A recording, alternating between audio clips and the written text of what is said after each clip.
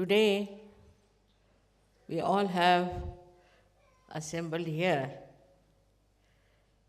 to worship the Sahasrara.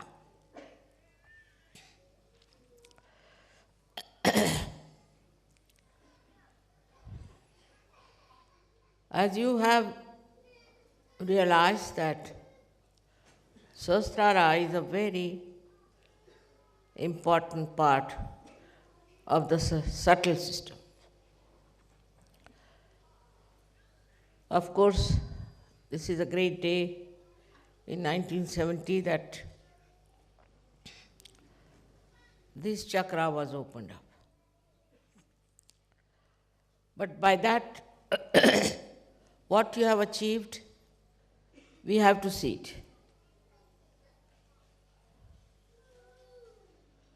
First of all, when the Kundalini rises, she goes to your void. Where is your dharma? And your dharma gets established. At the Nabhi chakra, we can say around the Nabhi chakra, your dharma gets established, which is the innate, pure, universal religion, is established. But then the Kundalini rises higher. Despite the establishment of the Dharma, we start becoming little bit aloof from other societies because we find they are adharmis. They have no Dharma.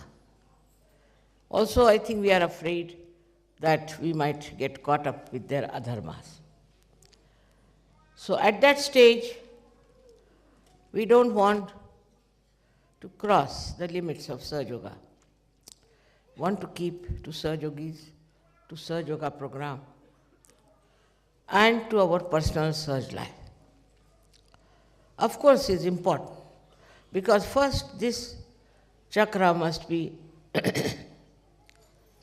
fully nourished. And this chakra is actually moves round the Nabhi chakra, which we know as Swadhisthana. This Swadhisthana chakra is in a way very important because it supplies energy to the brain. So when Dharma is established, the subtle energy pushes through the Kundalini more energy for the Sahasrara, and also the energy for Dharma, which was in the Sahasrara, in the Swadhisthana, also starts flowing with it. It crosses over and starts rising in the Sahasrara.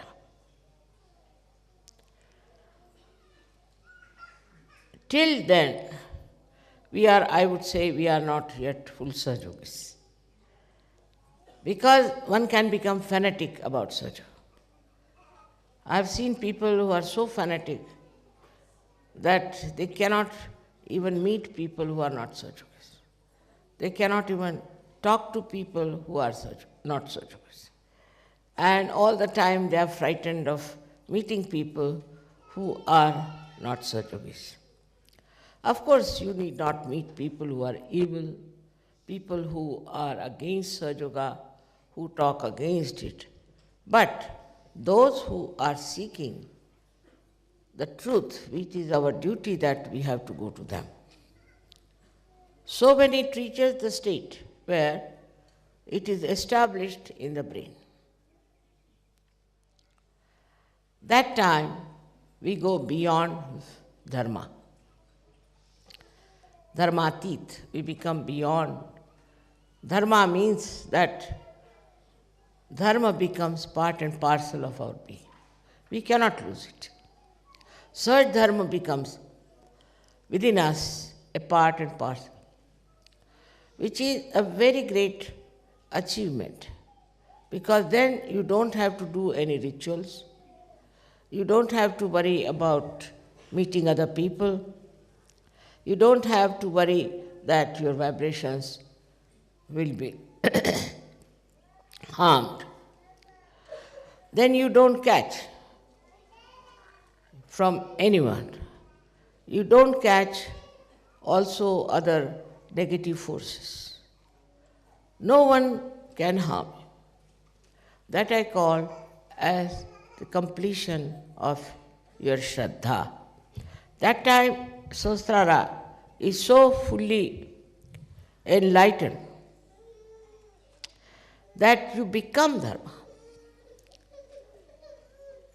For example, we can give the example of Christ. Christ saw a prostitute being stoned. Now, Christ had nothing to do with the prostitute, just the opposite of it. But when he saw she was stoned, he took a stone in his hand. And he says that those who have not sinned at all can throw a stone at me. And everybody was stunned. Why is he taking the side of a prostitute? He is a religious man. He should also put stones on her. But he was standing on truth. That's exactly what happens to you when it is established in Sahasrara that you stand on truth. There's a little difference in in dharma and in truth. A dharma person might become too dharmic, illogically dharmic, and go to the right or to the left. A dharmic person might think he is the superior person to others. That why should he try to save anybody else? Let them go to hell. Who cares? This kind of an attitude can come in a person who is dharmic. Also, I have seen some SahajaYogis who start new methods in SahajaYoga. You do like this, so it will be all right. You do like that, it will be all right. Because they are not stagnated at the point of dharma. So they start telling people that you do this way, do that way. But when you rise to the point of truth, then you don't do any rituals. You don't need any ritual. You are not bothered. Because you are in dharma. And here you are standing on the truth. And truth is much greater than dharma. For example, a person who is standing on truth, he doesn't care for any absurd ideas about religion, even about Sahaj religion. He doesn't care that after all this is Sahaj, this is not Sahaj. He goes beyond. In the sense he sees a global truth within himself. He sees the truth which is all-pervading. Not only sees, but he knows and he feels, and he is in that truth. So when dharma flowers into truth, it's a very beautiful happening, and that should happen to all of you. So many things can linger on if you are only on the dharma level. I have seen people going into ego, making money. Sometimes they don't even ask me and go on doing things which they should not do. They do wrong things which are not good for such. There is no humility about it. And they don't understand that whether this dharma is standing on truth or untruth. So we have to go to the foundation of dharma, which is truth. As described before, it's a tree of life which has got its roots up in the brain and the branches in the body. So you have to go to the roots of everything, and that is the place where you reach when you are absolutely established in Sahasrara. In the Sahasrara are the roots of all these ideas we have, or we can say all these swarupas we have taken. We have now become dharmic. What is the root of dharma? Why should we be dharmic? What is the need to be dharmic? There are many people in this world who are extremely adharmic, living very well. According to, outward expression, we feel that they are very happy people, they are all right, they are enjoying themselves, while we are deprived, perhaps, of all the so-called enjoyments of these people. So, at the state of only dharma, things become very important to us, which may not be standing on truth. There are so many things like that, I can point it out to you, that how Sahajogis falter even after achieving dharma state, they falter. I have seen people giving up their drugs, alcoholism, giving up other kinds of addictions, even their language improves.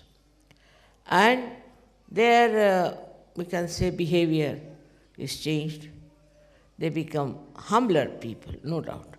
But still, they are conscious that they are standing on dharma.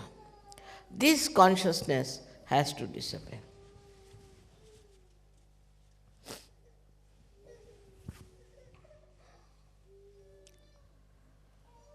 At the stage of Sahasrara, this consciousness disappears because truth is love and love is truth. That is the point where the Kundalini meets the heart chakra. As you know, the pita of heart is here. So when Kundalini pierces through that heart chakra, what starts flowing in the brain, in the Sahasrara, is the truth, but truth that is love. There's a difference between truth as itself and truth that is love. So out of love for that prostitute, that Christ stood by her. He stood on the roots of truth, no doubt, but what was flowing through his heart was the love, the pure love. So now when we have pure love for someone, we see the whole thing in a different manner. We see a person in a different manner. And it becomes very sweet. Otherwise, truth can be very bitter, can be very painful. But truth, which is adorned with love, is just like a flower without the thorns. It's very interesting how a person who is pouring with love and is standing on truth. That's the personality you have to become. Now, in the expression of love, we can take an example to understand. Supposing I meet somebody and he is telling all kinds of horrible things about another person. So I feel tremendous love for him as well as for the person whom he is telling all these things. So now, I take to lie, a complete lie, which is the truth also, in a way.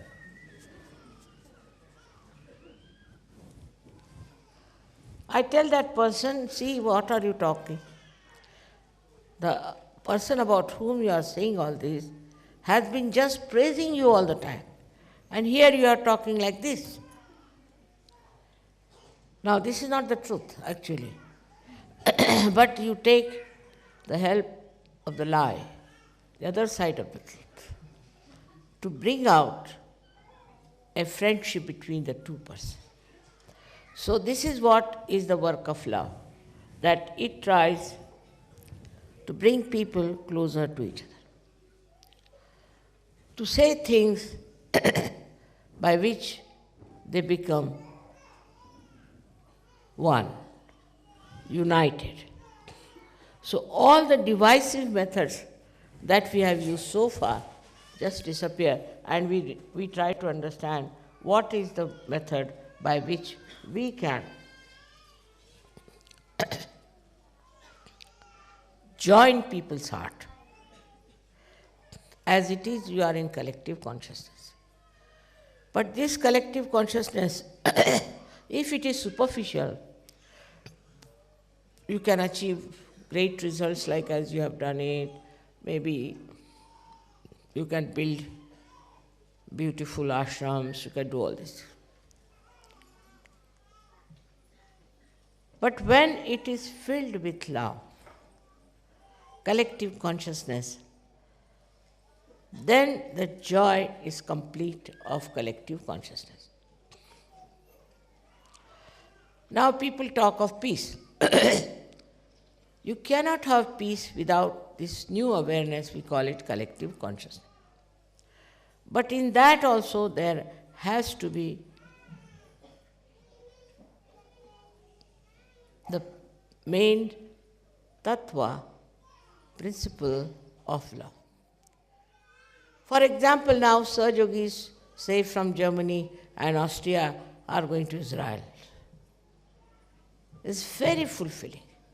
I was happy that they have chosen for this puja people from Israel. And then I found Israelis coming to Egypt, forgetting all that Muslims have done to them. It's really remarkable how people get attracted towards expression of their love to their fellow men, to other Sahajogis. And once it starts growing, you will be surprised how we can change this world. Most of the problems, human problems, are due to hatred. And it's very commonly used, I hate. It's absurdity. It's a sin to hate someone. Why do you hate someone? You can hate the sin, you can hate the evil, but you should not hate people just for hating's sake. This hatred that we have is responsible for all the problems we have had so far. Because one person becomes very powerful. By dividing people, he becomes very powerful. And these divisive things have really crushed so many countries. For example, our country was divided by the British. Now they are having the division. This doesn't stop. By dividing us, what has happened? All the countries who have gone away from India are suffering very much. Those people who tried to divide the country thought that they'll become prime ministers, this, that. Most of them have been murdered by their own people. You can see clearly how hatred manifests. It starts from a small point and it manifests all over. Very clearly, it can be seen in any country being divided. There's no need to divide any country. That creates more hatred and more trouble. In the same way, in SahajaYoga, we should not think of have divisions. Now we have got a beautiful land. As you must have heard about near the Ganges. Now people are thinking if they can have separate houses, separate compounds. Why? You know how to live collectively, you enjoy collective life, so why do you want to have separate houses? What secrets are we going to have from each other? After all, whatever we do is known on the vibrations. You cannot hide anything. So why have separate houses? Why do you want to have some privacy? Because in SahajaYoga there is no privacy. We know about everyone. What are they up to? What are their problems? What chakras they are catching? Isn't it? So there is no secret about anything in SahajaYoga. Everyone knows about everyone. So what's the use of having privacy also? I can't understand. It's like this, you see, still the mind is working like that. Then they are thinking of inheritance. All right, I was saying that you can have inheritance, but if your son is not a Sahajayogi, what to do? We cannot keep a culprit there to trouble everyone. It is not the rules and regulations that are going to keep you happy and joined together, but it is the pure collective consciousness and its love. Because as you know, we have no proper organizations, we have no clergyship, we have nothing like that. Leaders also can shift more times than Ganges River can shift its course. So there is nothing like that. It's all on a shifty sand we are standing all the time. And your mother is another one who tries all kinds of tricks. The reason is, I want you to stand on rocks. And this rock is emitting love, is emitting that divine love. And the joy of that love is really so beautiful. For example, people would like to have their separate bathrooms, especially Indians. Suddenly they have become Britishers, and Britishers have become Indians, you know. Indians want to have their separate bathrooms. I don't know why. And this is a very common disease with Indians. And it is also spreading to other people, I feel sometimes, that they want to have their separate bathrooms. In a collective life, there's no need. You don't even know. But if you ask me, I won't even know if I've been to bathroom or not. Just go there, come back, finished. I have no time for all that. In the same way, you also should have a concept of a society which is living like an ocean. If ocean rises, they rise. If falls, they fall. Just one union of love. I am expecting that kind of a society at the foothill of Himalayas. And I'm sure you, all of you, will realize that Himalaya being the Sahasrara of the world. Luckily, I wanted it to be done before the Sahasrara Puja, and it is done. With the blessings of Himalayas, I should say. But Himalaya is also like a Sahasrara where the Kundalini has risen, where the vibrations have come out. And in the sky you can see the vibration. But this Himalaya is ruled by a wrathful god called Shiva. That's the dangerous part of it. So we have to be very, very careful. If we try to play around, if we try to take to hatred among ourselves, take to divisive methods, take to something that is not Sahaj. This wrathful God is sitting on our head. He is also in Mecca. This is Makkeshwar Shiv there. If you try to misbehave, he comes out with his wrathfulness. Anywhere you are, you have to be very careful that this Shiva is everywhere. Like one of these lingas of Shiva is in Parli Baijnath, that is in Maharashtra, Latur. And there people started another kind of Sahajyoga. Also they were drinking on the day of the Sri Ganesha's Visarjan. So the wrath of Shivalanga came and there was such a big, huge earthquake. In many people were lost, but none of the Sahajogis and their center was saved completely. Now we had a big fire also, as you know last time, and nothing happened to you. You are under protection. You are all the time protected. There was no wrath of Shiva that could work out anything. Fire could not do anything to you because you are under protection. But this protection is your mother's love.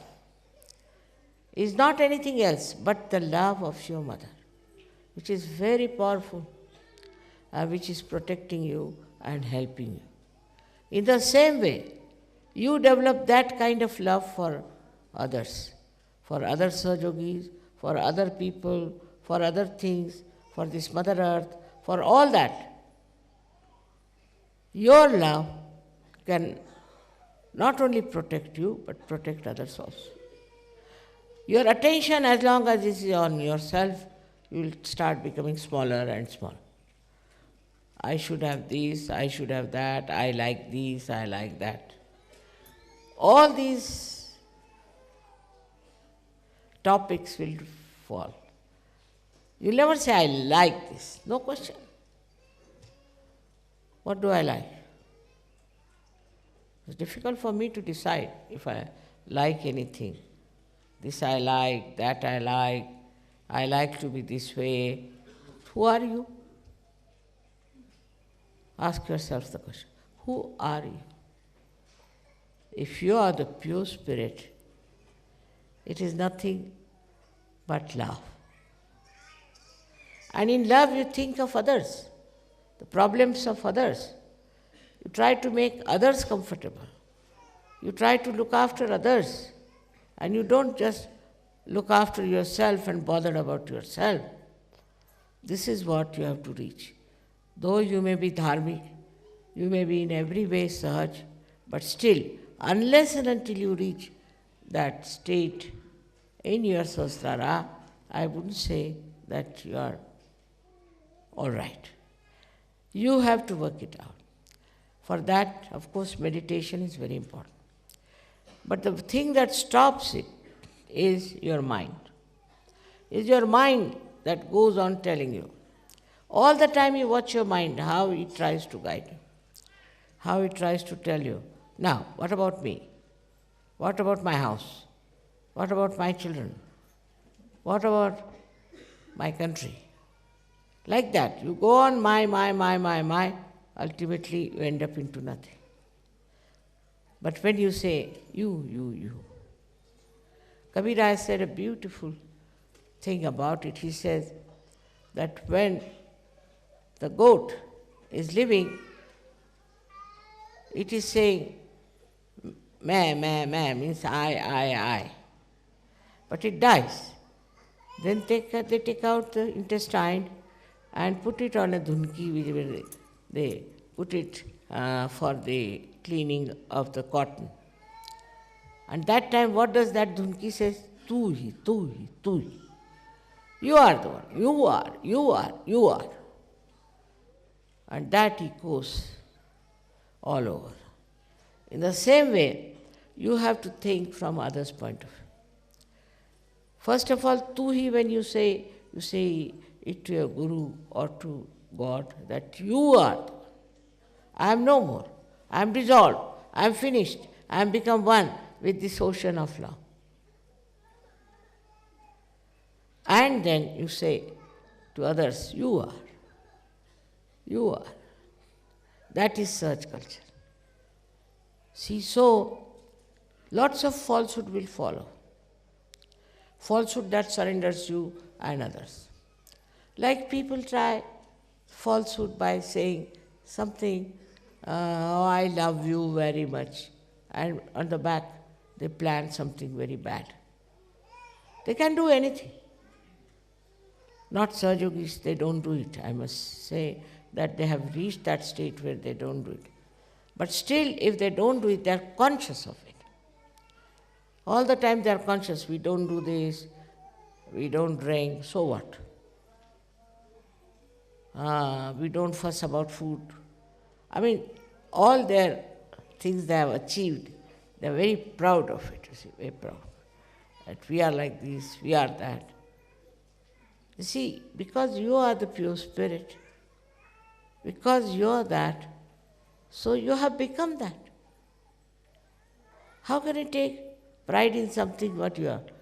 Like somebody asked me, don't you feel very proud that you are Adi Shakti? I said, what? I couldn't understand the question. I said, see now, if I am Adi Shakti, what is there to be proud? Because I am that. What is there to be proud? If I was not that, then I would be proud of it. But I was. So what is there to be proud of? Like the sun, you see, it shines. It's not proud that I am the sun. Or if you are born, say, with your eyes and nose, a face like a human being, you are not proud, I am a human being, I am a human being. Are you proud? In the same way, if you are that what you are not proud, you are not conscious of it. Not at all conscious. I mean, I never tell myself I am Adi Shakti, there's no need to tell. But it is so, what to do? Now God has chosen me, I should say, to be the Adi Shakti. All right, I can have it. But I just don't know what is there. As if like some people think that SahajaYoga has been bestowed upon them like some lordship or something like that. Not that. It is what you have become. When you become, one must understand that you have become that. Like supposing a stone becomes gold. Then it is gold. It won't be proud that I am gold. Gold is gold. Why will it be proud of that? In the same way, this consciousness of being a Sahajayogi drops off. Still it lingers. So one has to be careful that once you are a Sahajayogi, you are a Sahajayogi, so what?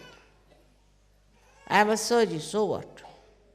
Nothing so great. It's like saying that I have a nose, you see. To be proud of saying, I am a nose, you see. What is there? Nose is already there. What is there to be proud of? But this pride has to go.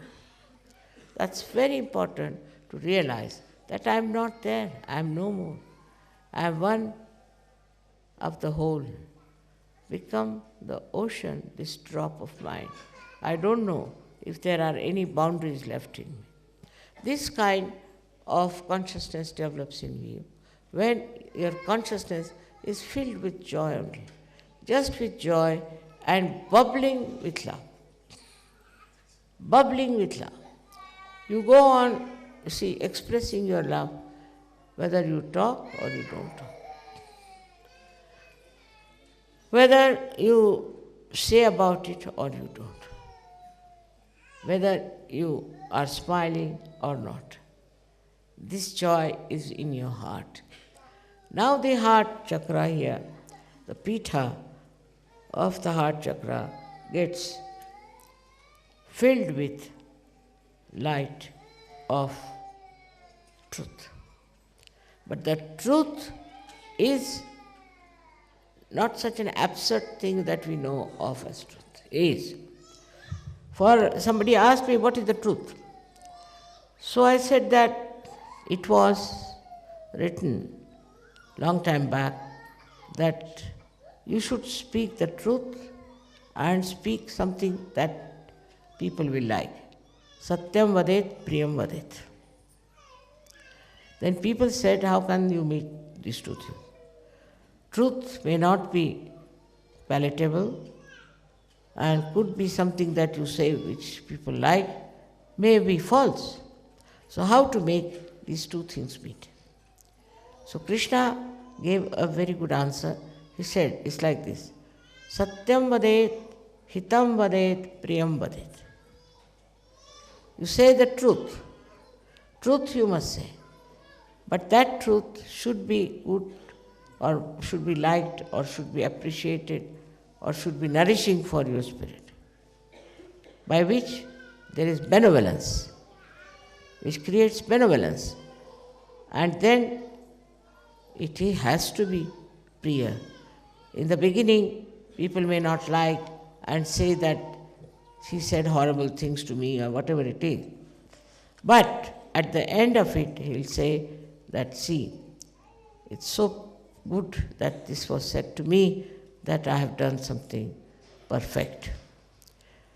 But in any case, there is no need to say something very harsh or hard to anyone.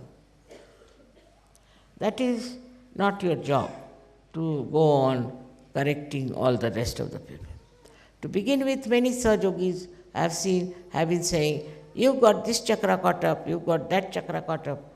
All this is the play of ego. You have no business to condemn anyone. You have come from such a condemned condition yourself. So why are you condemning others? Only thing is, if you are capable, if you are equipped, if you are matured enough in Sahaja, then you will just take it up as a great challenge of love. And you will do it. But you won't go on condemning that person, finding faults with that person. It's a very good excuse if you don't want to do it. Supposing somebody is sick, and the doctor doesn't know how to cure. So what does he do? He says, you see, you are sick because this happened, because you went in the cold, because this, Are Baba, yes, but now I am sick. So now what about curing me? No, because you did this, because you did that, you should not have done this. All about the past mistakes will go on. In the same way, we go on. That you did like this, you were like this, you went to the Falana Guru, you did this kind of a mistake, that's why you are like this. No, don't tell him anything. Just work it out and it works. Of course you can ask if he has been to some Guru, but don't condemn, don't criticize. There's no need to condemn anybody for what mistakes they have committed. This is all coming from the consciousness that you are better equipped, that you have all the knowledge. You are very knowledgeable people. I must say, very knowledgeable. You are the Gnostics, all that I accept. But as long as you are aware of it, you are not. Once you are not aware of it, then you are that what is called Sahaja.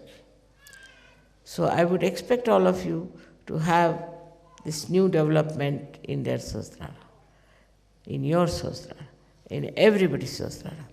We have to think of the whole world. We cannot just think of Sahajogis and also about the seekers. Seekers are there, all right, but what about the rest? There's so many problems there, and so many things are to be done. For example, now we have a problem in India of poverty. So I'm trying to do something for them. You have problems in your countries. You should find out what problems there are. You can start some sort of a movement for them, try to help them as far as possible. It's not missionary like that you convert somebody for some sort of a reward or for some name you have to do it. You just do it for your pleasure because it's your pleasure to do it. That's how you will go to the society and you won't be afraid that you will be caught up. I know of One couple, when I asked them, why don't you start working it out? So they said, Mother, we are afraid our ego will come back. I mean, they are afraid of themselves only. Their ego will come back. So all these problems should be dropped out, and you should reach that state where you don't have all these fears, all these nonsensical ideas about yourself. You are powerful. You have powers. Not only that, but you have been specially bestowed with those powers. But if you don't want to use it, then what are you? If the lamp is not enlightened, what is this lamp for? Just for decoration? So, this has to be used.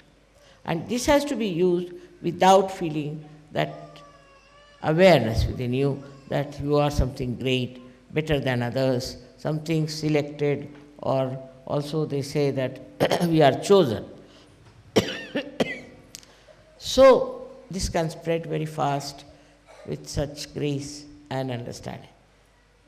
All kinds of stupid people are there. It's all right. You know they are stupid. Just laugh at them, make fun of them, and that's how you can solve the problem. But even that, you should do it in such a way that you don't hurt them. That whatever you do, you should see from the results what works out. Results should be such that you should see how it works out. With some people, that's the intelligence. I think that's the superior intelligence by which you know how to say things, what to say things, how to work it out. Love, this divine love, gives you a complete control over yourself. And you know everything, how to behave, how to talk to people, how to manage them. I don't know what is the worst thing among human beings. According to Krishna, it was temper, hot temper, was the worst thing. But according to me, it is jealousy. Jealousy of any kind is absolutely I should say, like a scum. In SahajaYoga also people feel jealous. And they may not say so because I don't like it, but they may create problem. They may try to create problem among each other. So one thing you should have a watch on your mind if there is any kind of jealousy. I am rather worried sometimes, supposing I want to give some present to some people. Then I am worried that I shouldn't do something that will create jealousy. We should not. Mother might have forgotten, or it's all right, she's running short of it, it's all right. But people have that kind of a very sharp sense of jealousy even in SahajaYoga. Now supposing I meet somebody and I don't meet somebody else, finished. That person develops a jealousy for the person whom I meet. Sometimes people pester me too much. Whether I must meet you, I must meet you. I don't know why. Why do you want to meet me? I'm all over, everywhere, as you say. Then what is the need that you should meet me and talk to me? What is the need? It's not for you alone, I am for everyone. But some people think that they have a special right on me and they think that I must meet them individually. Otherwise, they feel very bad. All these things have to go away in a big way when you become, as I said, the ocean. Then you are not bothered. What shore you go, where you travel, you are not bothered. You are only with the ocean moving up and down. That is how it's a living ocean of love. And that's what we have to develop it, without dominating others, without showing off.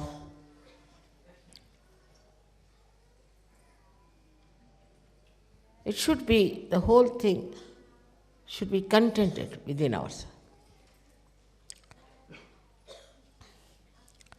In Hindi it's said better, apne mein samaye hue rahe.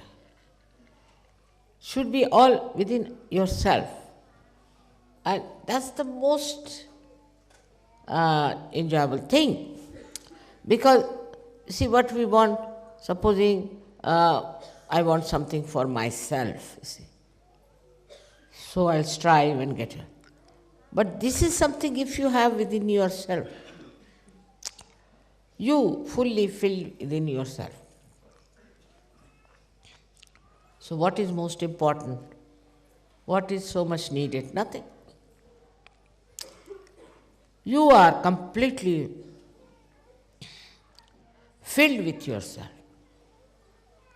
contented with yourself. And then you want to share. This is the ideal way of dealing with Sahasrara, I think. And I am sure they will come. This whole world's Sahasrara has to be opened up. This is what we have to do it. And we are not going to disappear into some exclusive places. That is just for meditation, you can go there. But not for escaping the world. That's not the idea. Idea is for meditation, for your growth. It would be a nice place to go to. It's very important to understand how valuable you are, how remarkably important you are. Born at this time, got your realization. For what? To emancipate this world, to transform human beings, to take whole of this world into the realm of God.